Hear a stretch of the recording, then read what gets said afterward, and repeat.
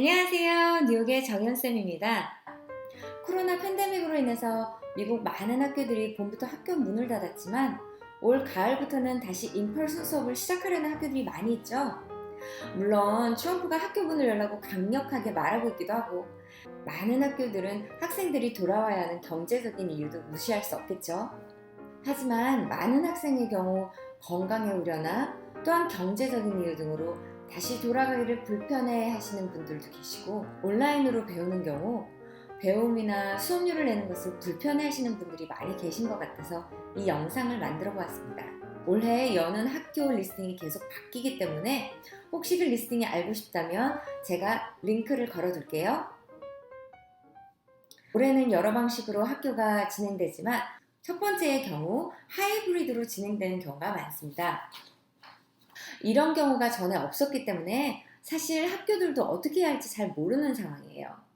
일단 대학 담당자분께 제가 듣기로는 이런 팬데믹 상황에서 어느 학생에게도 학교에 오라고 강요할 수는 없다고 하네요. 이에 대비해서 학생들이 온라인으로도 수업을 할 수 있도록 준비하고 옵션을 주는 대학교들도 있다고 합니다. 그렇기 때문에 대학생인 경우에는 인펄슨 수업에 참여 거부를 한다거나 1년 휴강을 하실 수도 있겠지만 이런 경우에는 학교 측 담당자와 꼭 만나셔서 상담을 하시고 결정을 하시면 되겠습니다.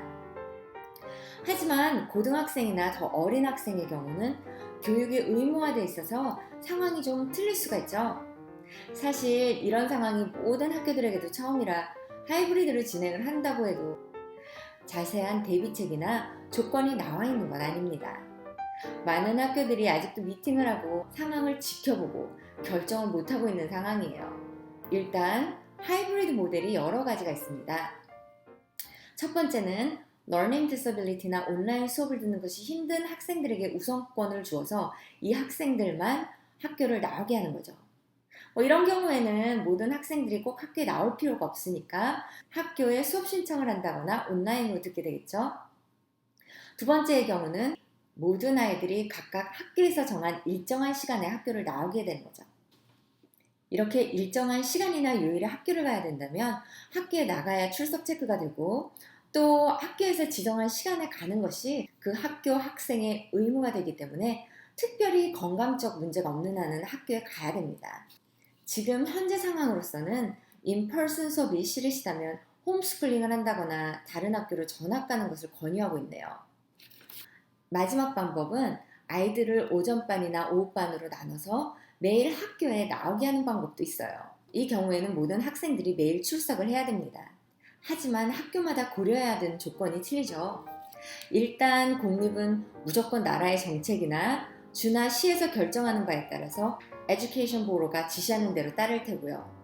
사립학교는 경제적 요소가 중요하기 때문에 인롤먼트를 위해서 부모나 학생들의 생각이 중요하겠죠. 어떤 학교들은 학생들에게 온라인이나 인펄슨 수업의 선택권을 준다고 발표한 학교도 있죠. 같은 지역에서도 공립은 문을 닫고 사립은 여는 경우가 있습니다. 하지만 많은 경우 아직도 좋은 방법을 결정 중이고 부모님과 학생들의 피드백이 결정하는 데 중요한 요소가 될 수 있는 시간이에요. 요즘에 많은 학교들이 온라인 온리 수업으로 바꾸고 있는데요.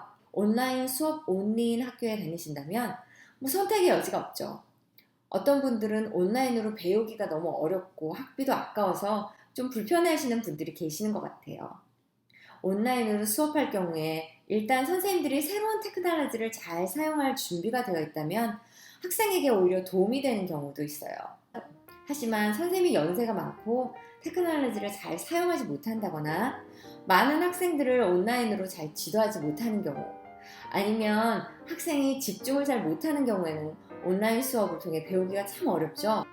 이런저런 이유로 온라인 수업이 불편하시다면 대학생의 경우에는 학교에 연락을 해서 1년 휴학을 하실 수도 있겠어요.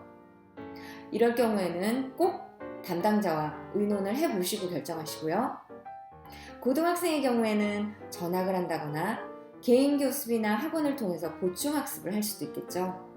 무슨 일이든 처음은 실수도 많고 서툴기 마련이기 때문에 누구라도 이리저리 시도도 해보고 맞추어가면서 자리가 잡힐 때까지는 선생님도 학생들도 서로 양해하고 노력해야겠죠. 말씀드린 대로 많은 학교에서는 아직도 올 가을 학기가 확정되지 않은 것이 많아요. 특히 초, 중, 고등학생들은 학생, 부모님, 선생님들까지도 너무나 강한 의견이 많고 학교 내에서도 의견이 많이 나뉘는 상황이죠. 저희 학교도 아직 회의를 하고 상황을 보면서 가장 좋다고 생각되는 방향으로 결정을 하려고 노력을 하고 있고, 많은 학교들이 아직 디테일 플랜을 만들어내고 있는 상황이에요. 현 상황에서는 여러분이 학교에 내는 의견이 중요한 결정 요소가 될 수도 있어요. 물론 어떤 결정을 했다고 해도 앞으로 상황에 따라도 바뀔 수도 있겠고요. 이번 영상이 도움이 되셨다면 좋아요 눌러주시고요. 구독하셔서 교육 정보 놓치지 마세요. 뉴욕에서 정연쌤이 여러분을 응원합니다. 여러분 화이팅!